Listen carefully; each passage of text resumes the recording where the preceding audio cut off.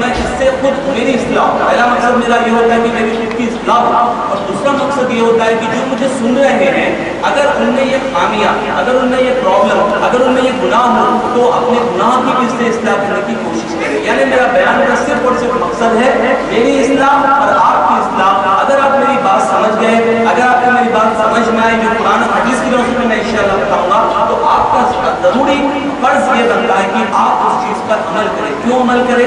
اللہ عز و جل قرآن میں فرماتا ہے کہ اللہ عز و جل نے ایک آیت میں فرمایا جس کا مفہوم و معنی یہ ہے کہ تم میں سے ایک ایسی جماعت، ایک ایسا گروہ ہونا چاہیے، تم میں سے ایک گروہ، ایک جماعت ایسا ہونا چاہیے جو مسلمانوں کو نیکی کی طرف بلائے، مسلمانوں کو کہاں پر بلائے؟ نیکی کی طرف بلائے اور گناہوں سے منع فرمائے. تو اس کے تحت میں آپ کی بات میں عرض کر رہا ہوں. اور حدیث پاک میں اللہ کے رسول صلی اللہ علیہ وسلم فرماتے ہیں کہ بروز قیامت، جب تو الحمدللہ ہر ایک مسلمان کو عقیدہ ہے کہ بروز قیامت اللہ کی بارگاہ میں ہمیں حاضر ہونا ہے، ہر مسلمان کو اس پر عقیدہ ہے. تو پیارے اللہ فرماتے ہیں ایک سوال ایسا اللہ اس روز، اس دن ہر بندے سے کرے گا، اس سوال کا جواب دیے بغیر وہ وہاں سے نہیں ہٹ سکے گا. اس سوال کا سوال یہ ہوگا، اللہ عز و جل بندوں سے پوچھے گا، ہر بندے سے، ہم مجھ سے، آپ سے، ہر ایک سے اللہ عز و جل یہ پوچھے گا، اے میرے بندے بتا کہ تو نے علم کتنا حاصل کیا. اللہ کیا سوال کرے گا؟ اے میرے بندے بتا تو نے علم کتنا حاصل کیا. اور یہاں تک نہیں بلکہ اللہ اس کے بعد فرمائے گا میرے بندے بتا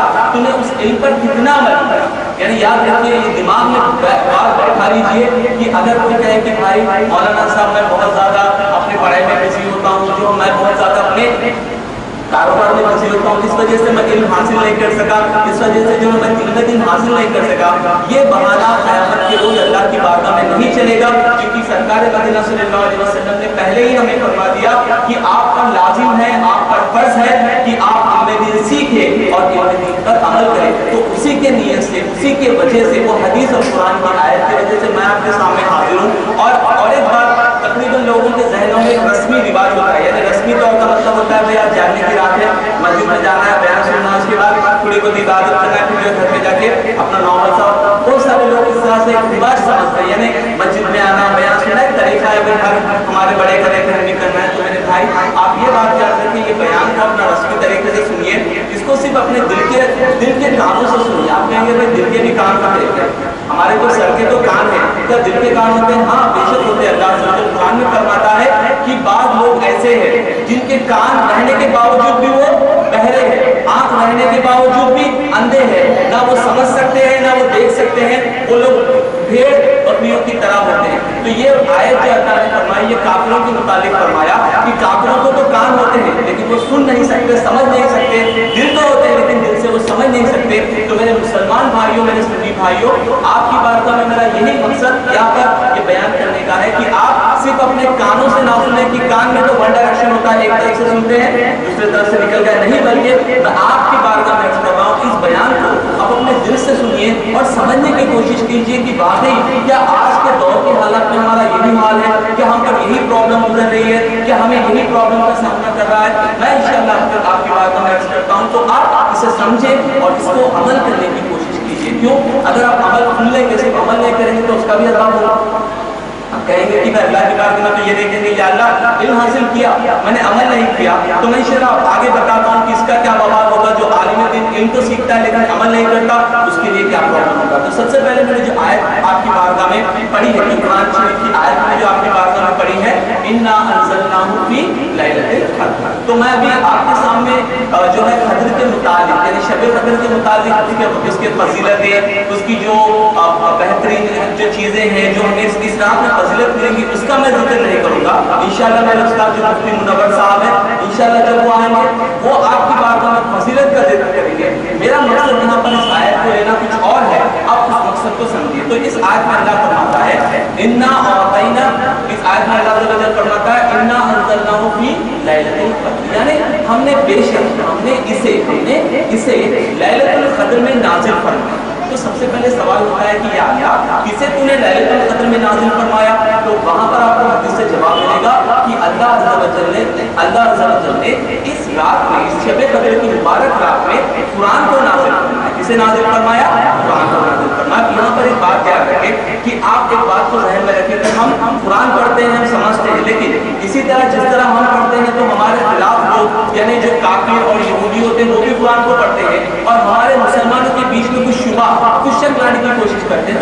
یہ کہتے ہیں, وہ پوچھتے یہ ہے, دیکھیے آپ کہتے ہیں کہ اللہ نے فرمایا کہ انا انزلناہ فی لیلۃ القدر, اللہ نے فرمایا کہ ہم نے قرآن کو لیلۃ القدر میں نازل کیا. تو وہ لوگ ایک کوشچن پوچھتے ہیں, آپ کو مجھے نیٹ پر بہت سارے لوگوں نے پوچھا, وہ پوچھتے ہیں قرآن کی اور آیتوں میں ہے کہ ہم نے قرآن کو بتدریج یعنی ایک ایک آیت کر کے اتارا.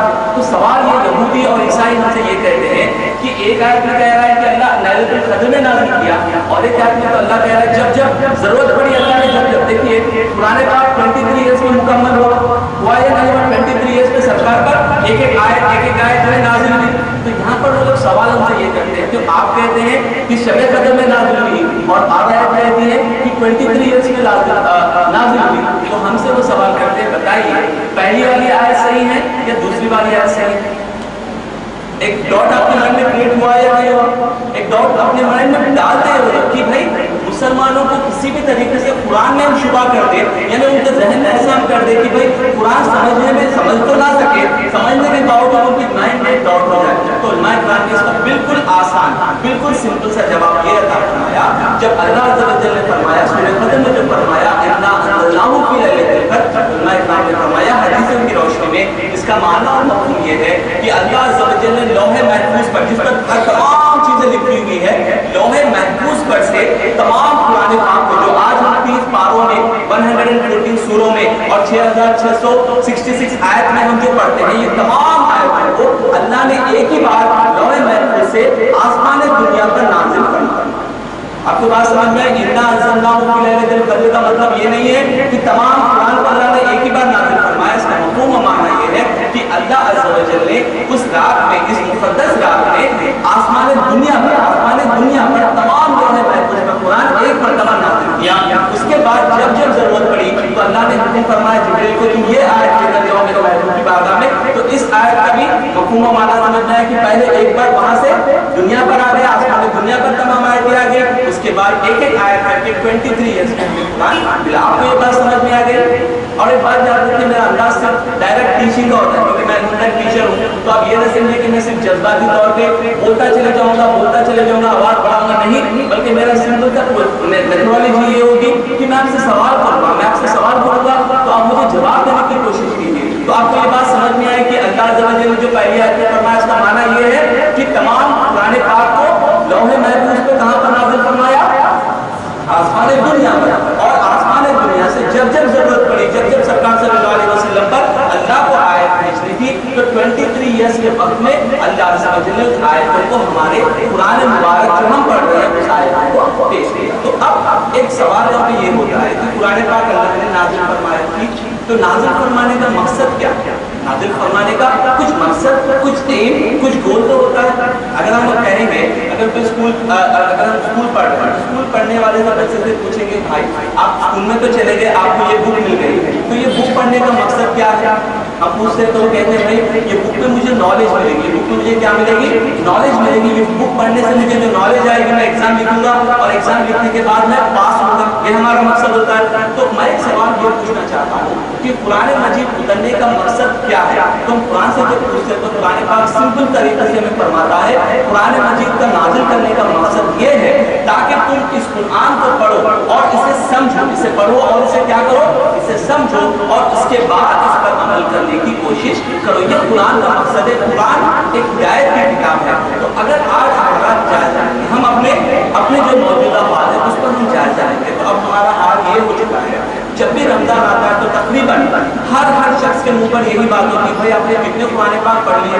تو کہتا ہے میں نے 1 مرتبہ پڑھ لیا ہے, کہتا میں نے 10 مرتبہ پڑھ لیا, میں نے 20 مرتبہ پڑھ لیا. تو ان بھائیوں کو ایک میں تھوڑا سا مشورہ دیتا ہوں, ایک چھوٹا سا پوائنٹ سمجھاتا ہوں. میرے بھائی آپ نے جو 1 مرتبہ قرآن پڑھا, 2 مرتبہ پڑھا, یا 10 مرتبہ پڑھا, یا 1000 مرتبہ پڑھا, میں آپ سے یہ سوال کرتا ہوں کہ اللہ کا نازل کرنے کا مقصد یہ ہے کسی کا اسے زبانی پڑھتے چلے جائیں؟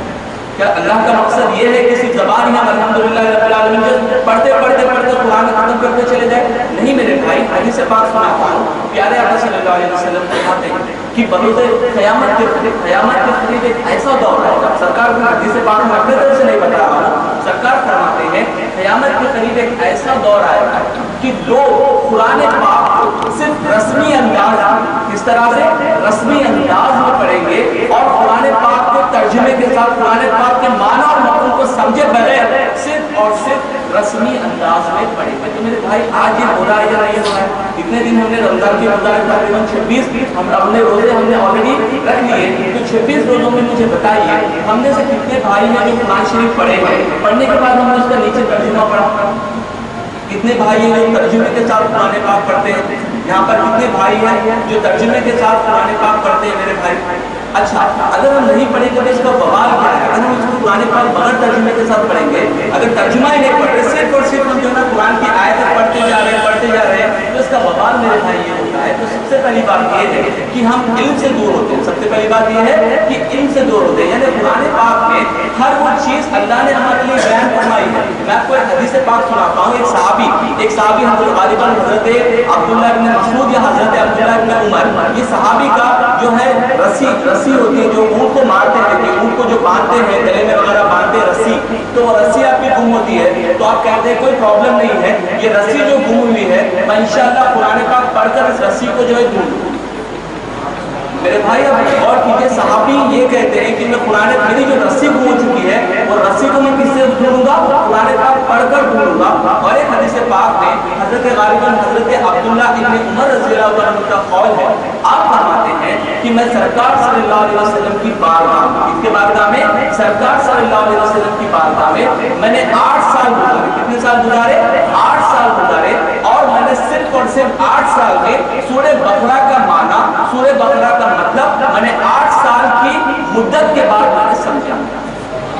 میرے بھائی ذرا غور کیجیے, میں اس حدیث کو ذرا سمجھانے کی کوشش کرتا ہوں. میرے بھائی سورہ بقرہ میں غالباً 280 اور 280 پلس آیتیں ہیں, 289 آیتیں ہیں. سورہ بقرہ میں صرف 289 آیتیں ہیں. اور ایک بات یاد رکھیے, حضرت عبداللہ ابن عمر وہ عربی النسل ہے, یعنی ان کی زبان مادری زبان خود عربی ہے. آپ کو مجھے تو عربی پڑھ کے اس کے نیچے ترجمہ کرنے کی ضرورت پڑتی ہے, لیکن حضرت عبداللہ ابن عمر وہ خود مادری زبان ان کو عربی آتی ہے. وہ فرماتے ہیں میں سرکار کی بارگاہ میں جب بیٹھا تو میں نے کتنے سال لگا دیے؟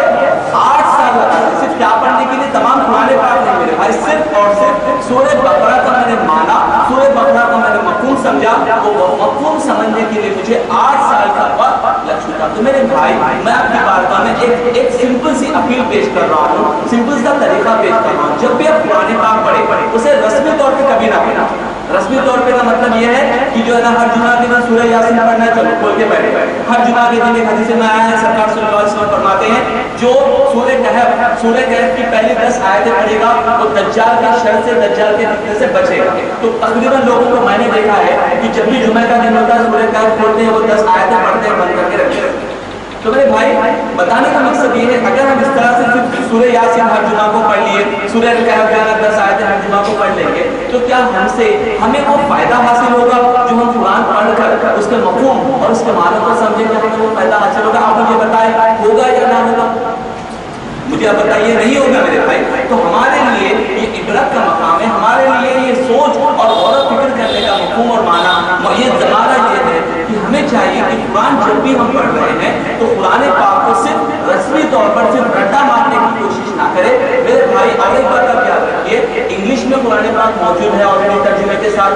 اگر آپ چاہیے تو قرآن پاک ہندی میں موجود ہے, اردو میں ترجمہ آلریڈی موجود ہے, تیلگو میں موجود ہے. تو تمام لینگویج کو ٹرانسلیشن کر کر ہمیں دے دیا گیا ہے اور ہمیں کہا گیا کہ اس کا معنی اور اس کا مفہوم سمجھیے تو آپ کو سمجھ میں آئے گا کہ قرآن ہمیں کیا کہتا ہے, قرآن ہمارے لیے کیا درج ہوتا ہے. تو یہ سب سے پہلی بات آپ ہر شخص سے میں گزارش کرتا ہوں. اور ایک بات بھائی میرے, اور ایک بات یہ غور کیجیے کہ ہم میں سے کئی لوگوں کے آفس ہوتے ہیں, کئی لوگوں کے گھر ہوتے ہیں, کئی لوگوں کے پرسنل جاب وغیرہ ہوتے ہیں. تو میرے بھائی کتنے ہم میں سے لوگ ہیں جو ہر روز ہم آفس کو جانے سے پہلے یا آفس سے آنے کے بعد یا آفس میں کتنے ایسے مسلمان بھائی ہیں جو ہمیشہ قرآن پاک پڑھتے ہیں اور قرآن پاک کو سمجھتے ہیں. تو آپ اگر سروے کر لیتے تو بہت سے کم میرے بھائی ہوتے ہیں جو قرآن پاک آفس میں پڑھتے ہیں, قرآن پاک گھر میں پڑھتے ہیں. تو ہمارا پرابلم یہ ہے کہ ہم نے قرآن پاک کو چھوڑ دیا. ہمارا پرابلم کیا ہے؟ قرآن پاک کو چھوڑ دیا. افسوس کی بات یہ ہے کہ بعض گھروں میں تو قرآن پاک اوپر غلاف میں اچھے سے غلاف میں تعظیم کے ساتھ سجا کر رکھ دیا جاتا ہے, اور جب بھی کوئی جھگڑا ہوتا ہے, جب بھی کوئی پرابلم ہوتا ہے, جب بھی کوئی میاں بیوی میں لڑائی ہوتی ہے تو قرآن پاک کو نکالتے ہیں. کس لیے نکالتے ہیں؟ دیکھو بھائی میں یہ چیز نہیں کرا, قرآن کی قسم میں کھا رہا ہوں, یہ چیز میں نہیں کرا. تو میرے بھائی ہمارے لیے عبرت کا مقام ہے. اور اگر ہم قرآن پاک کو چھوڑ دیں گے, اگر ہم اللہ عز و جل کی دی ہوئی کتاب کو چھوڑ دیں گے تو کیا ہوگا؟ سرکار صلی اللہ علیہ وسلم کی حدیث بھی प्यारे आका फरमाते हैं, ये हदीस को आप दिल के काम से सुनिए। प्यारे आका फरमाते हैं कि ऐ मेरे सहाबा, सहाबी से खिताब करते हुए फरमाते हैं, ऐ मेरे सहाबा, मैं तुम्हारे पास दो चीजें छोड़कर जा रहा हूँ। कितनी चीजें? दो चीजें छोड़कर जा रहा हूँ। ये कुरान पाक, एक कुरान पाक अल्लाह का कलाम छोड़कर जा रहा हूँ, और एक मेरी सुन्नत यानी हदीस छोड़कर जा रहा हूँ। उसके बाद प्यारे आका ने फरमाया, जो तुम में से इन दो चीजों को मजबूती के साथ काम लेगा, यानी मजबूती के साथ इस पर अमल करेगा, प्यारे आका फरमाते हैं वो शख्स कभी गुमराह नहीं होगा, कभी वो गुमराह नहीं होगा। तो हमारा प्रॉब्लम, हमारा जो आज का मौजूदा हाल और इस दौर में हमें जो प्रॉब्लम्स हो रही है, उसकी सबसे पहली वजह यह है कि हमने कुरान पाक को छोड़ दिया, हमने हदीस पाक को छोड़ दिया। उसका मतलब ये नहीं कि मैं घर से कुरान को निकाला, नहीं, इसका मफहूम और माना ये है कि हमने कुरान की तालीमात को, हमने हदीस की तालीमात को छोड़ दिया। इसी वजह से हमें जिल्लत, इसी वजह से हमें ये प्रॉब्लम और परेशानी झेलनी पड़ रही है। और एक हदीस पाक, तिरमिज़ी शरीफ की हदीस पाक है, प्यारे आका सल्लल्लाहु अलैहि वसल्लम ने फरमाया कि जब लोग, ये गौर से सुनिए, ये हदीस आज हम पर उतर रही है या नहीं, आप इसे गौर से सुनकर समझिए। प्यारे आका सल्लल्लाहु अलैहि वसल्लम ने फरमाया कि जब मेरी उम्मत मेरे बताए हुए तरीके को छोड़ देगी, यानी जब मेरी उम्मत इस्लाम पर अमल करना छोड़ देगी, और सिंपल सा मतलब यही है कि नमाजें पढ़ना छोड़ देगी, सुन्नतों पर अमल करना छोड़ देगी, और दीन की तालीमात छोड़ देगी, प्यारे आका फरमाते हैं तो अल्लाह अज़्ज़ा व जल उन पर एक जालिम बादशाह मुकर्रर करेगा। क्या करेगा अल्लाह अज़्ज़ा व जल? जो कौम, मुसलमान कौम अगर कुरान और हदीस को छोड़कर अगर वो दीन के रास्ते को छोड़ेगी, तो अल्लाह के रसूल फरमाते हैं कि उस कौम पर अल्लाह अज़्ज़ा व जल एक जालिम बादशाह मुकर्रर कर देगा, और वो जालिम बादशाह ना इनके बूढ़ों पर रहम करेगा, ना इनके बच्चों पर रहम करेगा, बल्कि उन पर जुल्म करेगा। वो जालिम बादशाह क्या करेगा? जुल्म करेगा।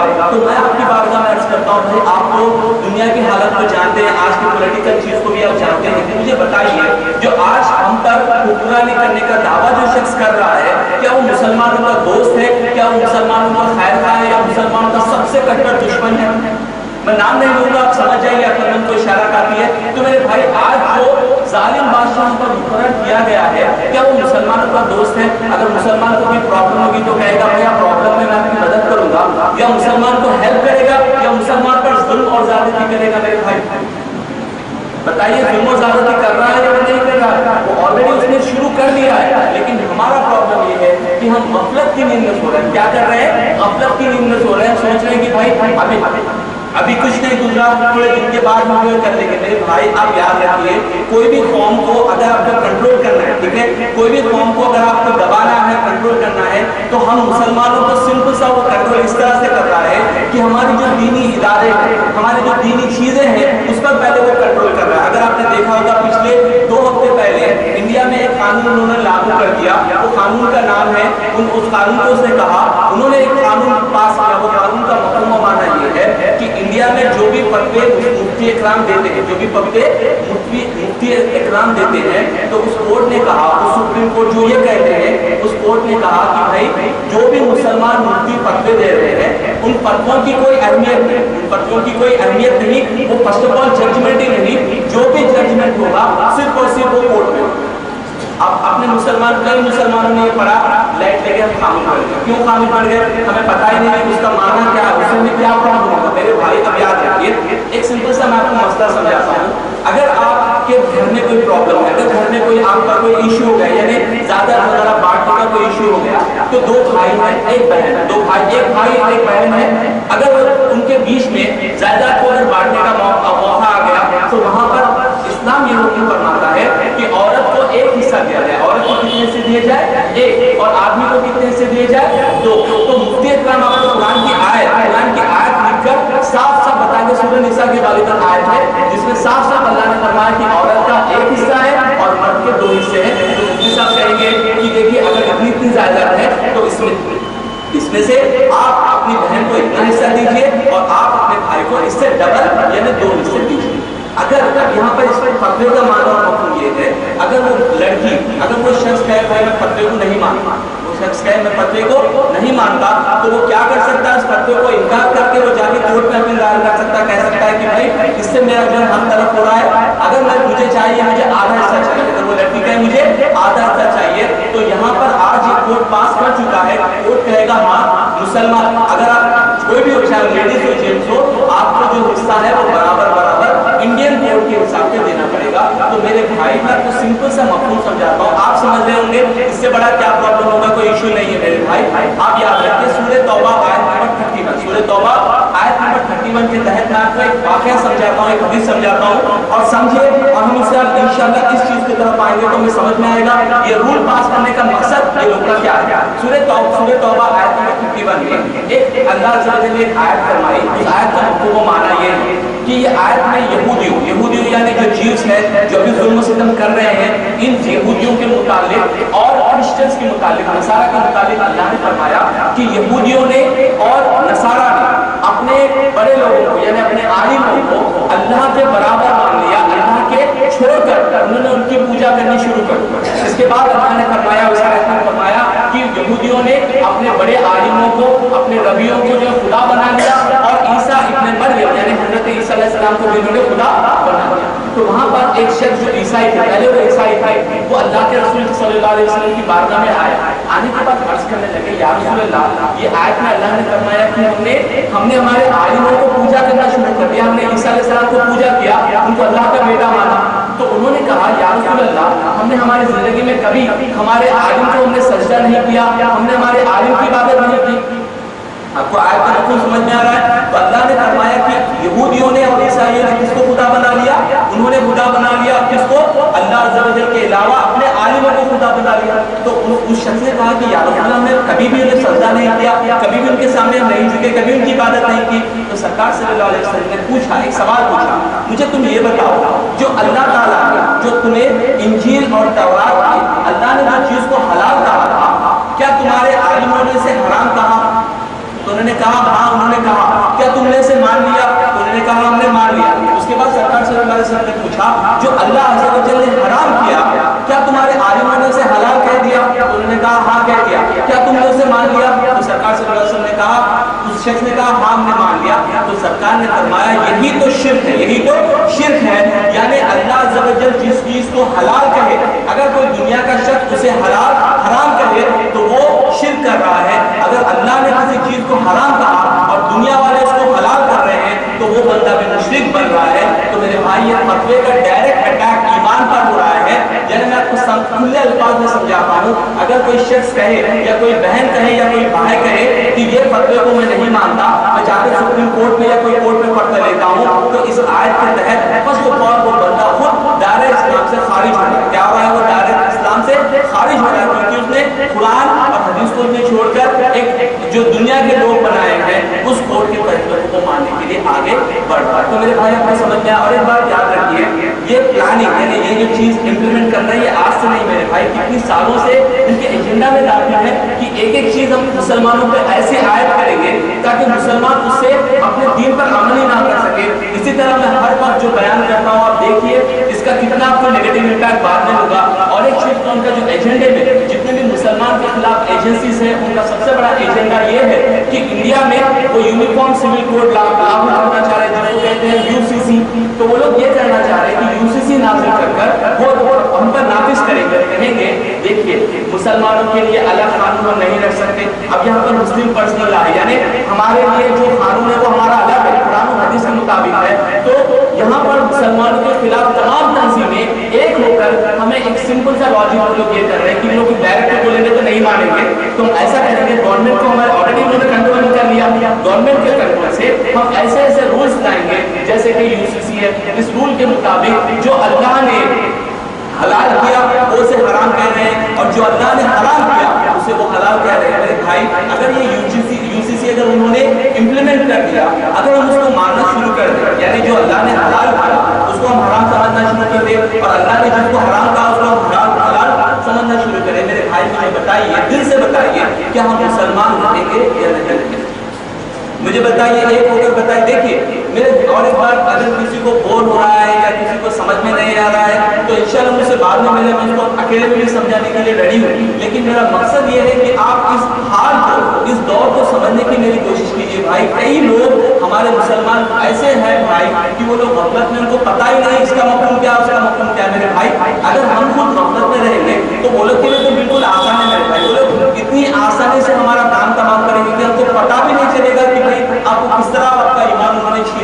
تو میرے بھائی بتانا میرا مقصد یہ ہے، اگر ہم قرآن کو چھوڑیں گے، اگر ہم قرآن کو چھوڑیں گے، اگر ہم دین کو چھوڑیں گے، اگر ہم سنتوں کو چھوڑیں گے، آپ نے حال ہی میں دیکھا جیسا مئی 16 کا ڈے تھا، مئی 16 کے بعد بالکل 5-6 دن کے بعد بنگلور میں تمام جگہوں پہ ایک لوگوں نے جو ہے نا ایک گروہ بنا کر ایک تمام نعرہ شروع کیا. وہ نعرہ کیا تھا؟ فجر کی اذان ہونے کی وجہ سے ہمیں بہت زیادہ تکلیف ہو رہی ہے. کیا انہوں نے شروع کیا تھا؟ فجر کی اذانوں کی وجہ سے ہمیں تکلیف ہو رہی ہے. ان سے پوچھا بھائی تمہیں کیا تکلیف ہے؟ تو انہوں نے سمپل سا جواب یہ دیا کہ ہمارے لیے عبرت ہے، ہمارے لیے شرم کی بات ہے. انہوں نے کہا جب تم مسلمان لوگ فجر کی نماز ہی نہیں پڑھتے. کیا کہا انہوں نے جواب؟ جب تم مسلمان لوگ فجر کی نماز ہی نہیں پڑھتے، مسجدوں میں دیکھتے ہیں جمعہ کے دن 1000 لوگ ہوتے ہیں، فجر کی نماز میں 10 لوگ ہوتے ہیں. تو انہوں نے کہا جب جمعہ تم لوگ فجر کی نماز پڑھتے نہیں تو اذان کس کے لیے دے رہے ہیں؟ سمجھ میں ہے میری بات میرے بھائی؟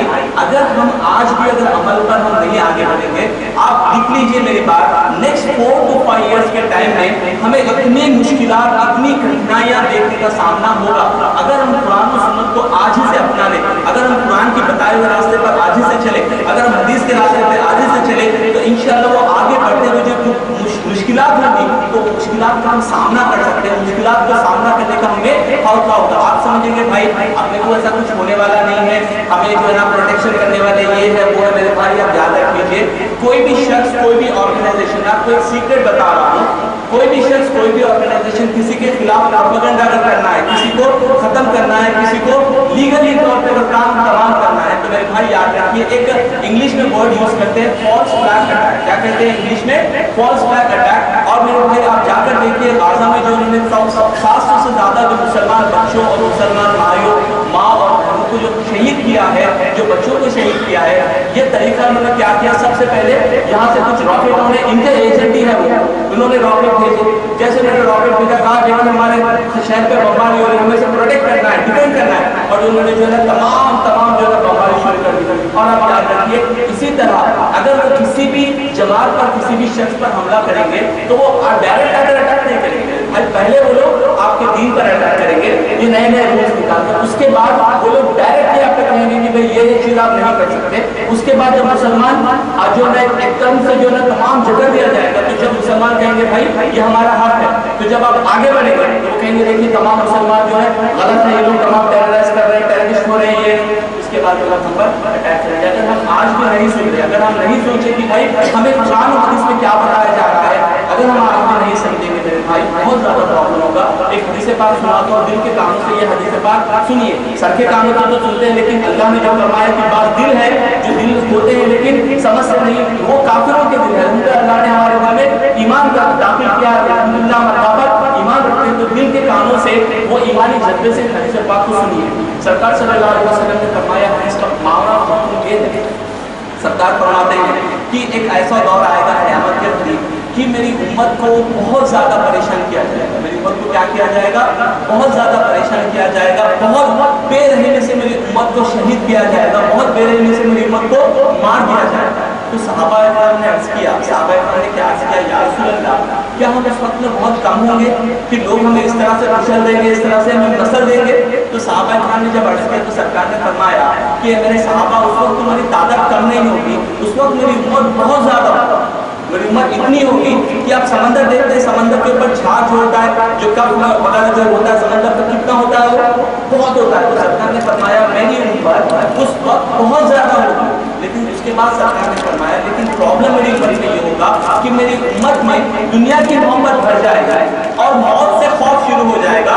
اس وجہ سے میرے صحابہ، میری امت تمام لوگوں کے ہاتھوں میں پیسے جائے گا، تمام لوگوں کے ہاتھوں میں کچلے جائے گی. تو یہ حدیث سے کیا سمجھ میں آ رہا ہے کہ آج آل اوور ورلڈ میں مور دین 103 بلین مسلمان ہیں. کتنے ہیں؟ مور دین، یعنی قریب 130 کروڑ مسلمان ہیں. کتنے مسلمان ہیں میرے بھائی؟ 130 کروڑ مسلمان ہیں. لیکن 130 کروڑ مسلمان کو اس طرح سے دبایا، اس طرح سے پیسا جا رہا ہے، لیکن کوئی مسلمان کر کے آگے آ کر کسی کو بچانے کی کوشش کر رہی ہے؟ نہیں کر رہی. وجہ میرے یہ ہے میرے بھائی، جو سرکار نے فرمایا کہ دلوں میں، ہمارے دلوں میں دنیا کی محبت آ گئی. کیا آ گئی ہے؟ دلوں میں دنیا کی محبت آ گئی ہے اور موت کا خوف آ گیا. لیکن ہمیں اس کا اٹھا کر ہم کریں گے، یعنی دلوں سے دنیا کی محبت کو ہٹائیے. دنیا کی محبت کو ہٹانے کا مقصد یہ ہے کہ دنیا میں جو کچھ مل رہا ہے اللہ کا، جو اللہ تعالیٰ نے عطا کرا الحمدللہ، لیکن سب سے امپورٹنٹ چیز یہ ہے کہ دین کو کبھی نقصان نہ پہنچے دے، اپنے طرف سے دین کو کبھی نقصان نہ پہنچے دے۔ 5 وقت کی اب نماز ادا کرے تو وہ کہیں گے کہ بھائی ہاں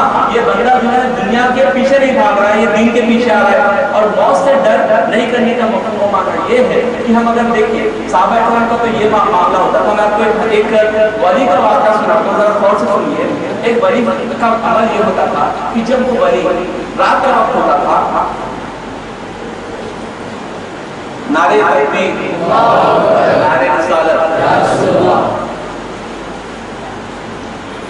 ایک ولی کا میں آپ کو واقعہ سناتا ہوں۔ ایک ولی کا ایسا معاملہ ہوتا تھا، جب بھی وہ رات ہوتی تھی تو ولی نے کیا کیا تھا، اپنی قبر میں، اپنے گھر میں ایک کمرہ تھا، اس کمرے میں انہوں نے قبر کھود کے رکھی تھی۔ کیا کھود کے رکھی تھی؟ قبر کو کھود کے رکھی تھی۔ جیسا وہ رات ہوتی تو وہ قبر میں لیٹ جاتے، عشاء کی نماز پڑھنے کے بعد لیٹ جاتے اور اس طرح سے آنکھیں بند کر لیتے اور دن میں سوچتے اگر یہ میرا آخری دن ہوتا، اگر میرا یہ آخری دن ہوتا تو میں کچھ عمل کر سکتا تھا، نہیں کر سکتا۔ کوئی اگر میرا آخری دن ہوتا تو میں عمل کر سکتا نہیں، تو وہ فوراً اٹھتے اور اپنے رب سے کہتے دیکھ اللہ نے تجھے اور ایک دن دیا ہے، اللہ نے تجھے اور ایک دن جینے کے لیے دیا ہے، اسی لیے تو رات بھر اللہ کی بارگاہ میں عبادت کر اور دن بھر تو اللہ کی بارگاہ میں روزہ رہ کر اللہ کو راضی کر۔ یعنی میرے بھائیوں، ہمارے اولیاء کرام کا تو معاملہ یہ تھا کہ وہ صبح سے شام تک موت کو یاد کرتے تھے۔ کیا کرتے تھے؟ موت کو یاد کرتے تھے۔ ہمارا حال یہ ہے کہ اگر کوئی مولانا کہے کہ بھائی موت کو کثرت سے یاد کرو، موت کو یاد کرنے سے دل کا غم دور ہوتا ہے، تو بعض لوگ تو وہ بیانوں میں جانا بند کر دیتے، کہتے ہیں بھائی وہ مولانا کے بیان میں جانا بیکار ہے،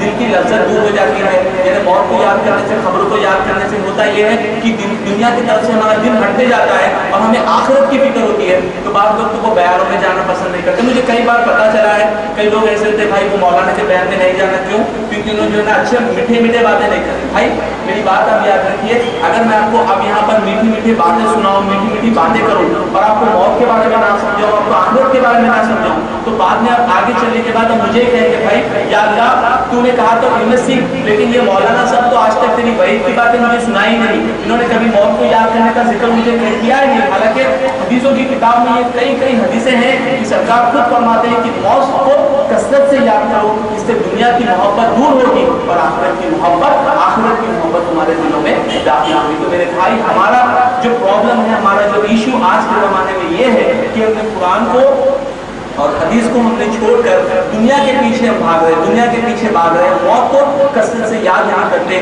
اسی کی وجوہات ہے کہ آج مسلمانوں کو اتنے شدید طریقے سے پیسا جا رہا ہے، اتنے شدید طریقے سے زخمی کیا جا رہا ہے، اتنے شدید طریقے سے پرابلم میں مسلمان آج ہیں۔ اور ایک بات میں آپ کی بارگاہ میں عرض کرتے ہوئے میں اپنے بیان کو رخصت کرتا ہوں، میرے بھائی اور ایک بات یاد رکھیں کہ ان یہودیوں یعنی جو سب سے مسلمان کا سب سے بڑا دشمن ہے، اور ایک بات یاد رکھیں حق بات کرنے سے کسی سے ڈرنے کی ضرورت آپ کو نہیں ہے۔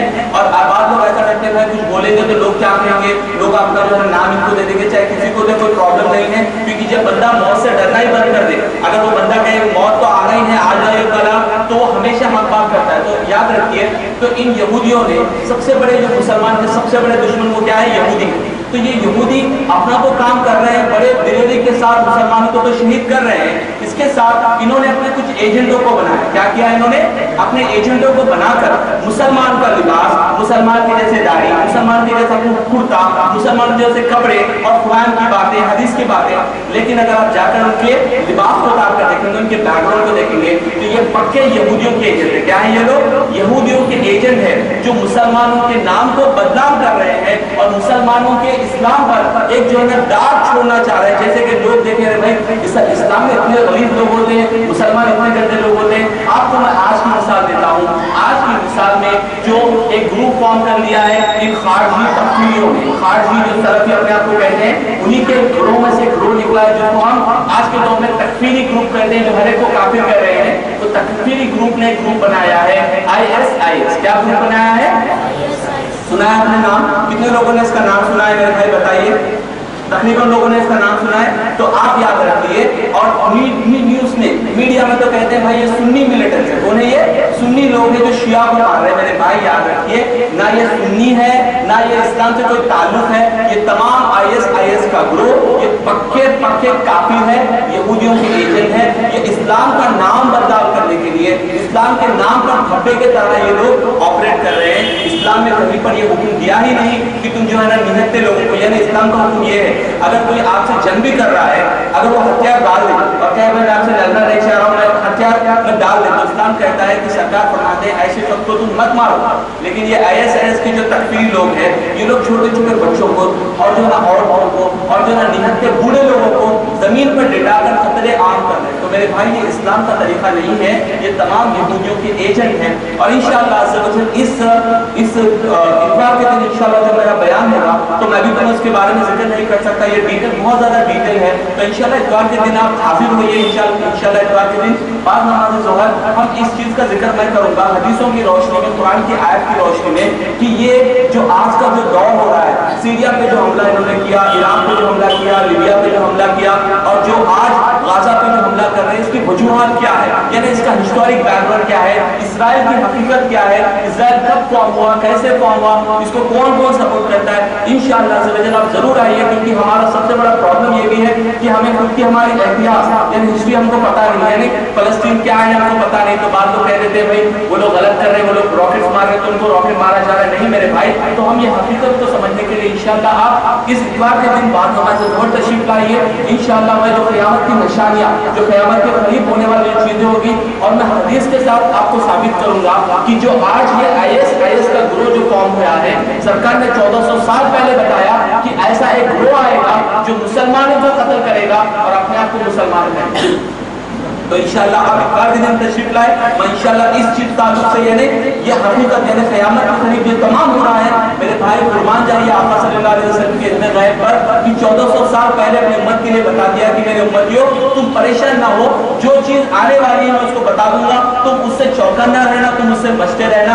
तो इंशाअल्लाह हम कुरान और हदीस की रोशनी में इस तमाम का जिक्र को इंशाअल्लाह इस इतवार को इसी मस्जिद में इंशाअल्लाह अल्लाह अज़्ज़ा व जल मुझे हयात दे तो मैं बयान करने की कोशिश करूंगा। और अल्लाह अज़्ज़ा व जल की बात में दुआ है कि अल्लाह जो कुछ बयान हुआ है इसे सुनने और इस पर अमल करने की तौफीक अता फरमा। या अल्लाह मैं कुरान को मजबूती के साथ काम कर, कुरान पाक को या अल्लाह समझ कर तर्जुमे के साथ तफसीर के साथ पढ़ने की तौफीक अता फरमा। या अल्लाह अज़्ज़ा व जल कुरान के नूर को हमारे दिल मुनव्वर फरमा दे, कुरान के नूर से हमारे दिलों को मुनव्वर फरमा दे। या अल्लाह हदीस को मजबूती के साथ काम में उस पर अमल करने की तौफीक अता फरमा। और या अल्लाह उलमा की सोहबत में बैठकर इल्म दीन सीखने की भी तौफीक अता फरमा। या अल्लाह जो कुछ गलतियां बयान हुई है उसे माफ फरमा। वमा अलैना इल्लल बलाग।